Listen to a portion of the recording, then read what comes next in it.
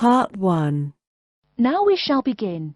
You should answer the questions as you listen, because you will not hear the recording a second time.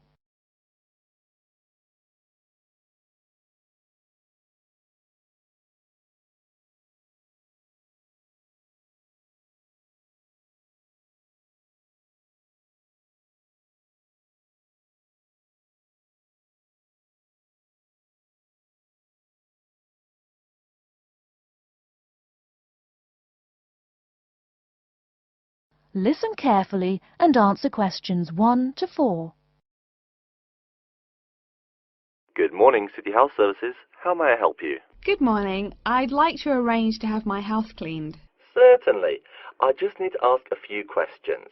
First, could I take your name? Yes, it's Barbara Hill. Thank you. Next, is your house in London? Yes, it's in Kingston in southwest London.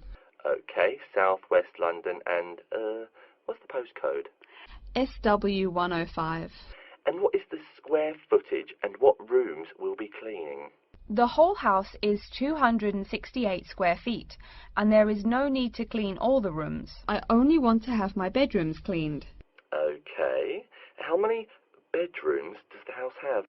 3 bedrooms. Oh no, sorry, we used to have 3 bedrooms, but we only have 2 bedrooms now. Are those single bedrooms or doubles? Doubles. Fine, 2 doubles. There's one more room which needs cleaning. It was used as a bedroom before, and now we have converted it into an office. I understand. 3 rooms have got to be cleaned. And are all of those rooms upstairs? Yes.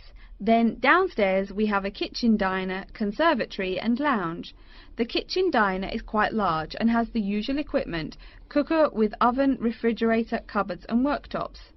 The conservatory has a lot of plants, but there's no need to take care of them.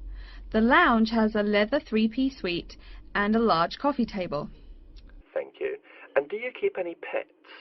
Yeah, I really love keeping them. I've got 2 dogs and 3 cats. Okay, then if our staff come over to offer the service, please take your pets away. Have you looked at our service packages?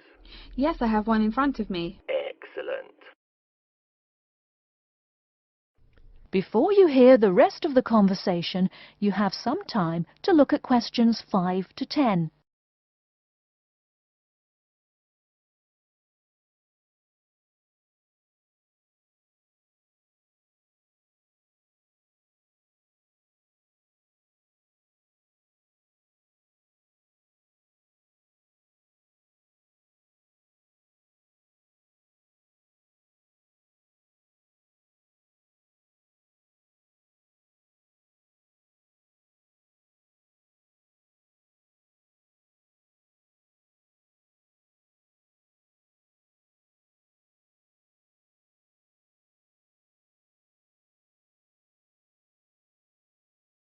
Now listen and answer questions 5 to 10. Any extra services you need? Switching bed linen, work in the garden, clean the glass in the conservatory, that kind of thing? No. Actually, replacing the bed linen, yeah, that would be good. No problem. I'll just make a note of that. How about curtains, mats and carpets? What would you like us to do with those items? The curtains. I'll have to think about that.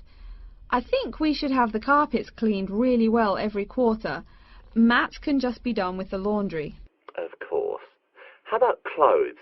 We can have our staff wash and iron them, or we can have them taken to a dry cleaner. Washing and ironing. No, just ironing. That'll be okay. Okay, fine. I know quite a bit about what you want now. I should let you know that we're located on 12 Amy's Road. That's A-M-Y-E-S. And we work on from Monday to Sunday, except Tuesday and Wednesday. Could you let me know when is convenient for you? Next Friday. No. Oh, that's no good. My son invites his friends over in the afternoon that day. Perhaps next Thursday or next Saturday? Let me check. Okay, next Thursday. When is it convenient for us to come over and provide the service? Is it okay if we come in the morning? Or we may come in the afternoon. It depends on your schedule. I'm okay with any time. Just give me a call to let me know you're coming before you arrive. Sure we will. By the way, how long will it take for the service? We usually work 1 to 3 hours for house cleaning, and the work will take 3 hours at most. And of course, if it takes more than 3 hours, you should pay extra for it. Fine. So, let me just do some calculations. Here ends the part 1. You have now 30 seconds to review your answers to part 1.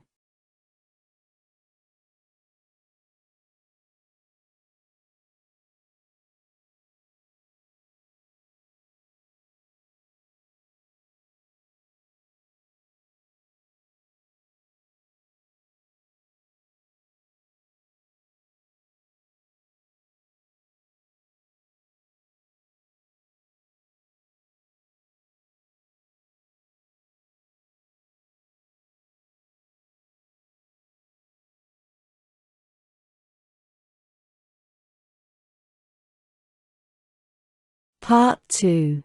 First, you have some time to look at questions 11 to 15.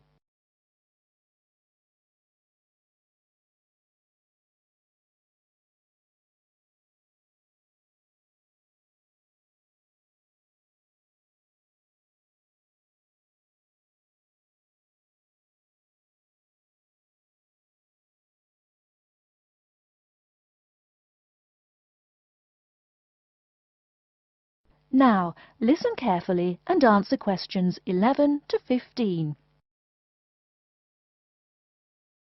Hi folks, my name is Loretta Johnston and I'm here from the Baltimore Department of Public Waste. Thank you for coming out to our community meeting tonight.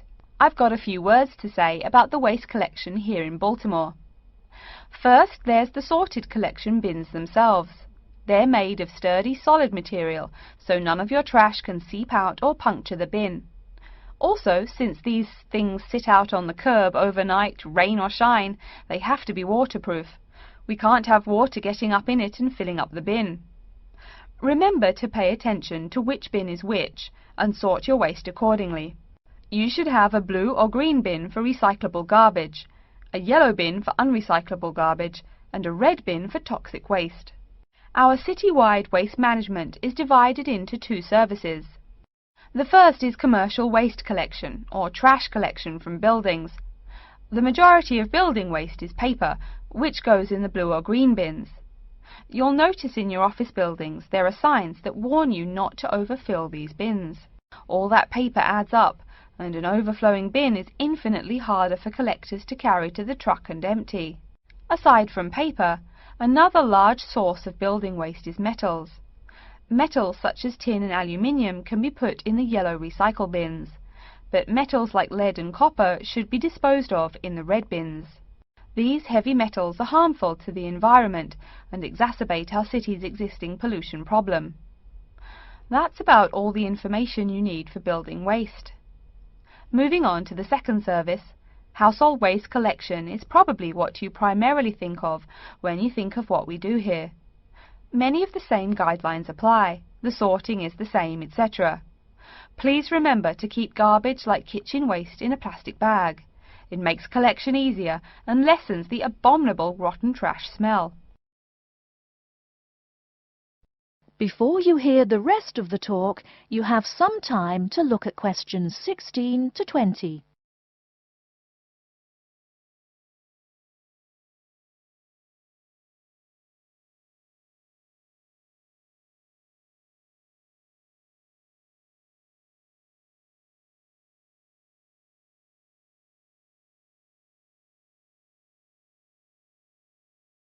Now listen and answer questions 16 to 20. So, after we take your trash away, what happens to it? We take all the garbage to one of a number of garbage disposal plants, each of which is located in the middle of an open space of some sort. No one wants to have their home or office right next door to a waste disposal plant, right? Waste is collected and then disposed of once every 4 weeks. A lot of trash can build up in that time, so we're in the process of developing a plan to fund collection more frequently. Ideally, it would be collected weekly, but we will likely have to settle for bi-weekly. The garbage trucks make their rounds to clear the bins at night in order to avoid traffic. I'm sure you've seen how much waste your own household produces in a given week. Now imagine all the trash produced by all the households in Baltimore. It's a lot, right? It may surprise you that this amount is only marginal compared to commercial waste. Yep, the main waste producers are actually businesses, industrial facilities, retail and offices. Hard to believe humans produce that much waste, right? No wonder we have pollution problems. Anyway, after all incoming waste is sorted, recyclables are sent to a recycling plant, while garbage and toxic waste are transported to their respective areas of the plant for treatment. Items such as stones, which should not be disposed of in our bins, are separated out and discarded. Once the trash has undergone the treatment process, it is compacted and disposed of with all the other trash. And finally, when the landfill space is full, it is buried deep underground, and in time, something new is built on the land. That's everything about waste collection. Thank you for listening. Are there any questions? Here ends the part 2. You have now 30 seconds to review your answers to part 2.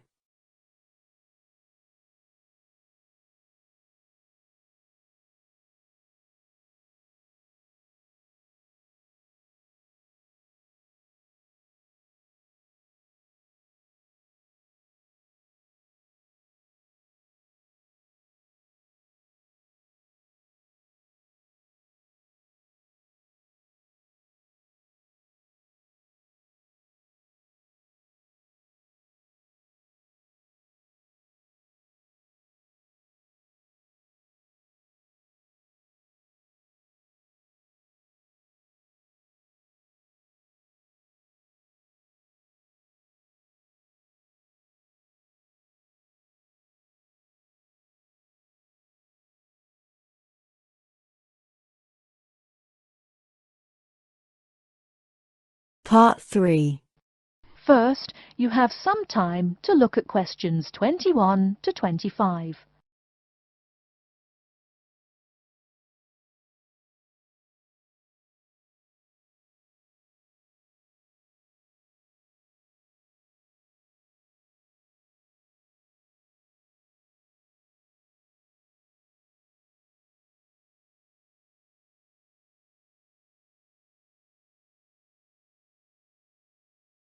Now listen carefully and answer questions 21 to 25. Are you just leaving the library now? I saw you get there at 8 a.m. Yeah, I've been there all day. What for? They hire a cute new librarian or something? I wish. No, it's the presentation that I will give in environmental science the day after tomorrow. What's it about? I heard you were really excited about the class. And Dr. Schnee also calls you for the arcane questions, as he calls them. It's about environmental damage in the Yucatan. Excuse me, what? Or is that where? The Yucatan. It's a state in southeast Mexico. So what's happening there? Agriculture is having a really adverse impact on the environment. There are too many farmers doing too much farming. It's really destroying the forests and ruining the soil. Deforestation is a major problem there now. How did you learn about this? I don't recall Dr. Schnee saying anything about it in lecture. Yes, but my brother went there last month. You know, to look at the old cities like the Maya Indians built. That's what first got me interested. Your brother Tom? No, Dick, Harry's twin. Anyway, he told me how few trees there were now, and how much empty ground that grows almost nothing. He said the place looked more like the desert than jungle in some parts. It brought environmental damage, so I started looking for materials in the library. Here, look at this magazine. What's in it? It's an old issue of National Geographic. It includes interviews with tourists who have been there in the past few years. It's pretty bad. See the photos? I see the photos, but 1 or 2 photos don't prove anything. Then read what the article says. Right there. The first thing it points out is how soil samples show it's hard for anything to grow there. It says how an area of 21,000 square kilometers has lost most of its forest in the past 10 years. See, there are graphs. As the number of farmers increases, the acres of forest have decreased. It's an inverse relation. Before you hear the rest of the talk, you have some time to look at questions 26 to 30.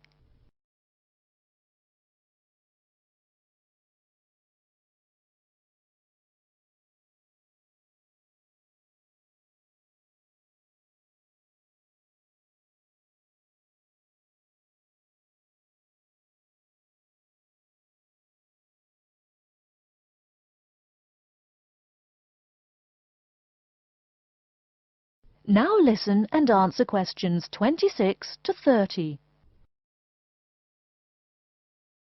So, how big is that state? I'm sorry, but I've never really learned the metric system. It's bigger than the state of Massachusetts. That's shocking.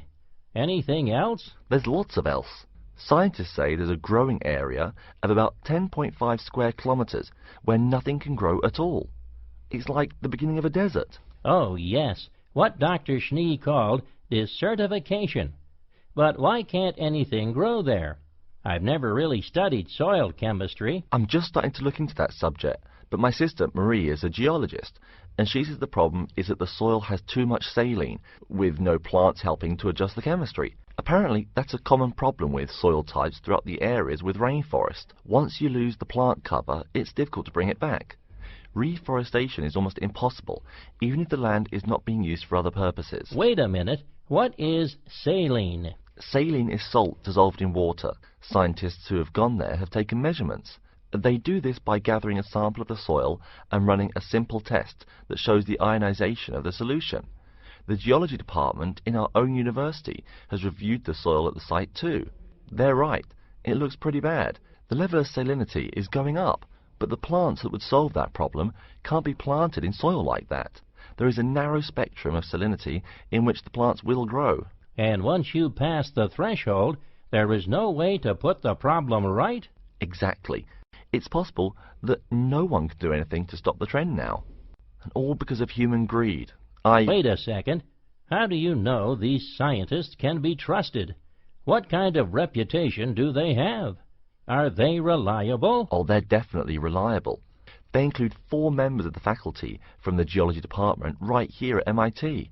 Here, study these photographs and check the damage yourself.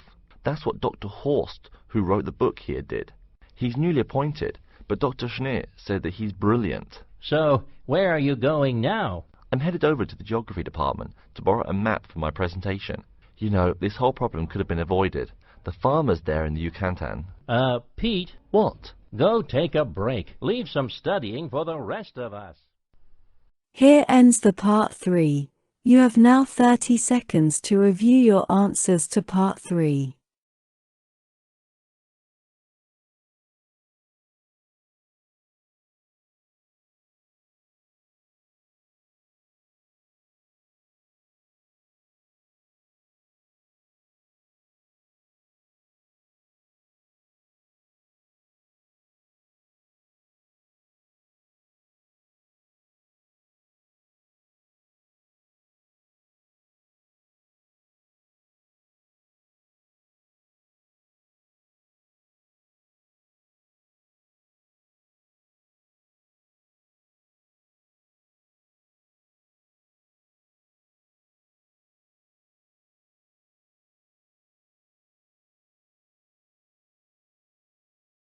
Part 4. First, you have some time to look at questions 31 to 40.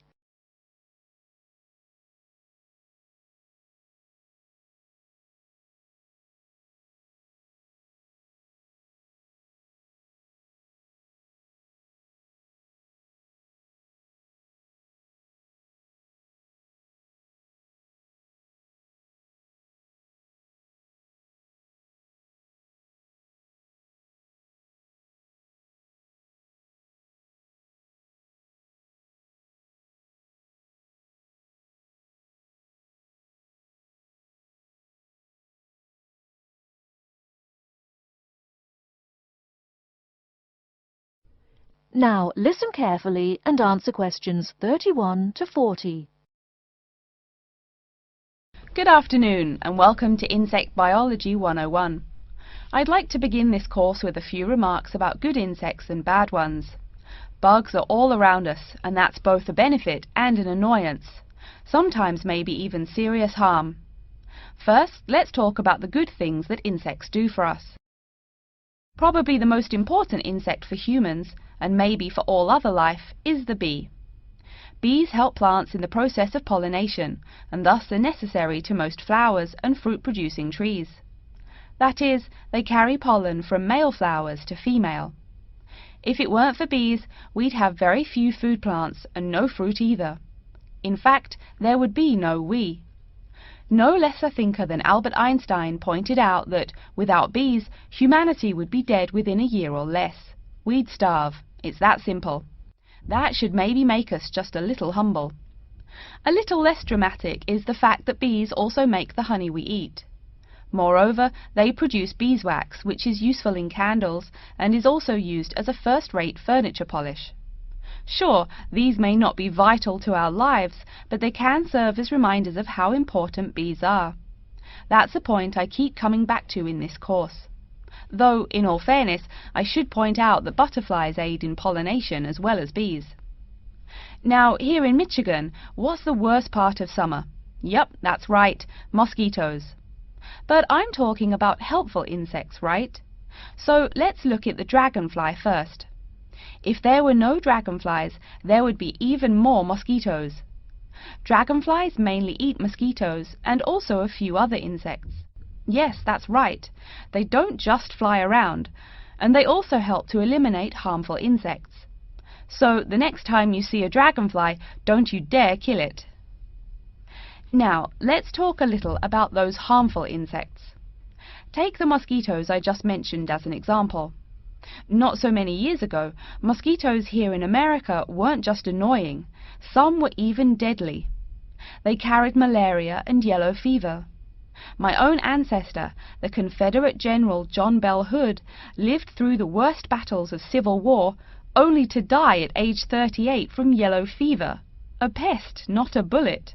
Well, besides the mosquitoes, in summer there is also a kind of insect that never seems tired.